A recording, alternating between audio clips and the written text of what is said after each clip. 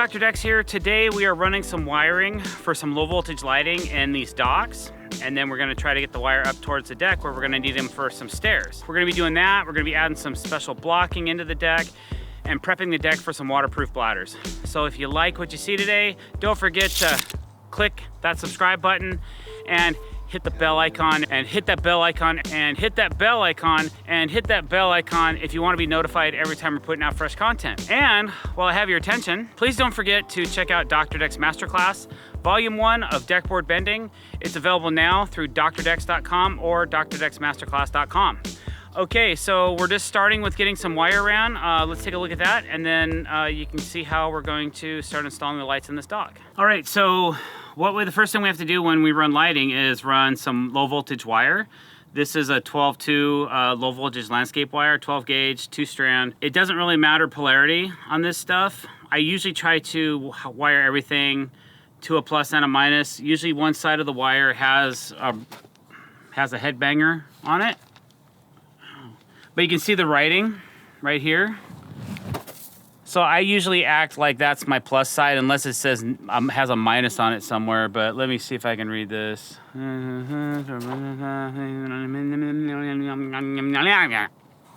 no, I don't understand what that says. So anyways, I don't use solar lighting. I don't like it. It's never bright enough. It never lasts. I use high quality lights by a company called InLight.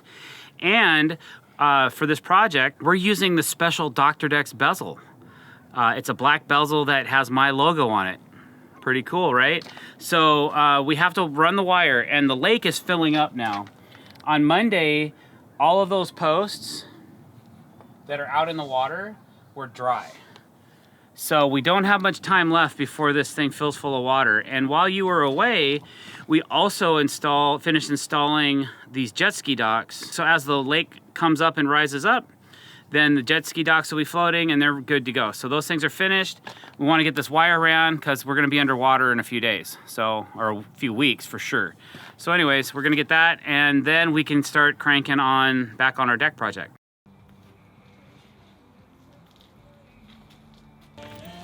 Got it. All right, here's a quick tip for you. When you're trying to measure a long length, you can either use a really long tape measure or get a rolling tape measure like this. I just keep this one on the job site so I can figure out length. So if I need to divide up a bunch for like lighting, like I'm doing right now, I can figure out my overall length, divide it by how many lights I want, and then know how far apart I need to put them. So just a quick tip.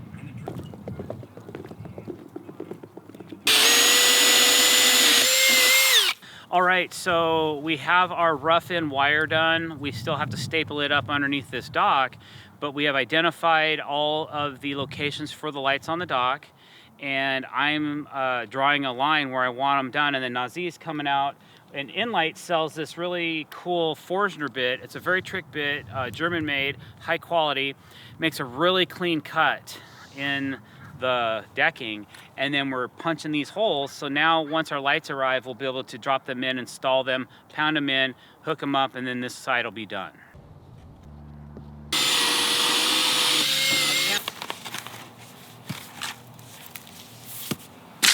Dirtman.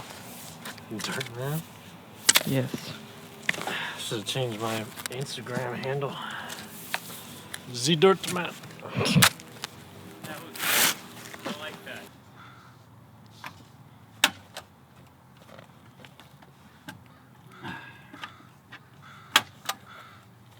This is the biggest piece of crap I've ever used in my life.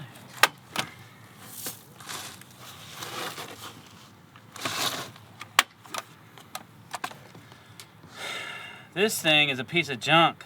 Gardner Bender.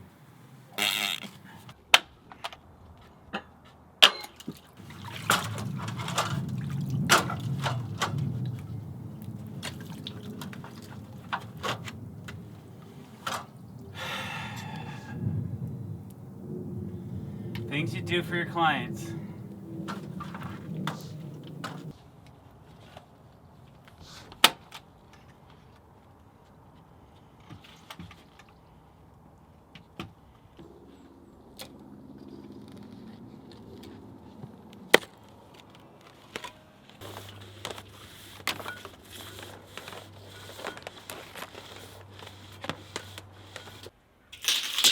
about 10. That's okay, I got it.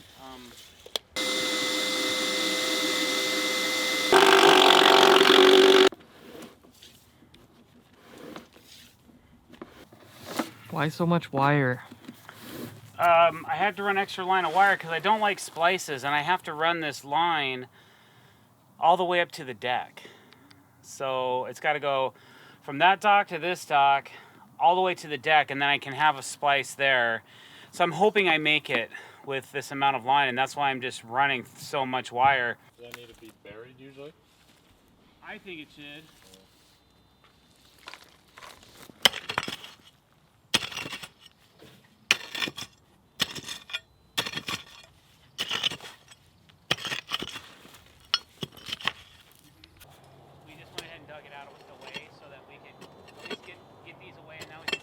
All right, so we've installed all of our low voltage landscape wire for all of our lights. The lights should be here in a day or two, so we're ready to go for that. We came to the conclusion that we installed these Z brackets a little too low. We're gonna have interference from the docks. They're gonna run into these, so we have to raise them up. So what we're gonna do now is we're gonna pull this top rail off the top of this bulkhead, and we're gonna add some vertical posts, and then we're gonna raise these up and put in new pipe. But we gotta figure out if we can pull these pipes out of the ground or not. So we're gonna do a quick check to see if we can do that, because if we can't get that done, we might have an issue.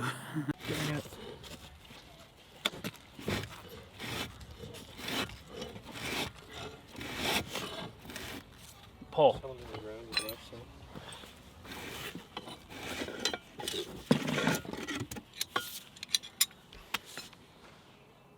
Got that one to move a little. Really playing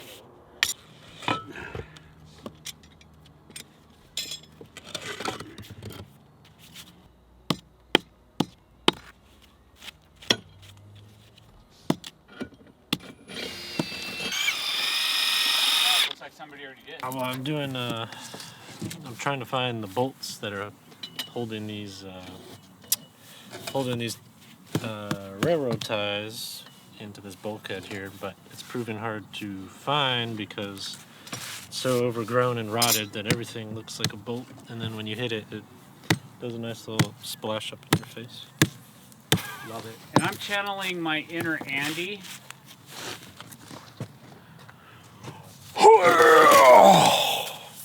Deck Andy Deck. We forgot cheesecake. Oh, cheesecake. Alien!